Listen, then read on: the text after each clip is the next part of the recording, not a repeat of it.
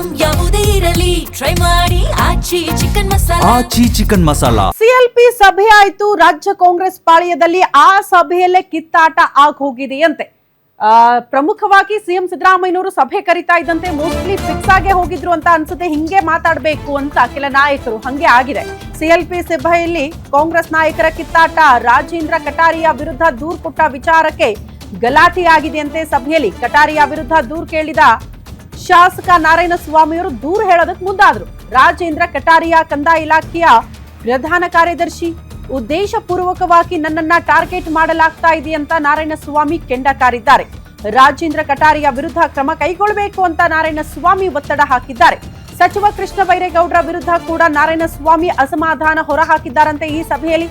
ಈ ವೇಳೆ ಸಚಿವ ಕೃಷ್ಣ ಬೈರೇಗೌಡ ಮತ್ತು ನಾರಾಯಣಸ್ವಾಮಿ ಅವರ ಮಧ್ಯೆ ಕಿತ್ತಾಟ ಆಗೋಗಿದೆ ಸಿಎಲ್ಪಿ ಸಭೆಯಲ್ಲಿ ಅನ್ನೋದರ ಡೀಟೇಲ್ಸ್ ಸದ್ಯ ಸಿಗ್ತಾ ಇದೆ.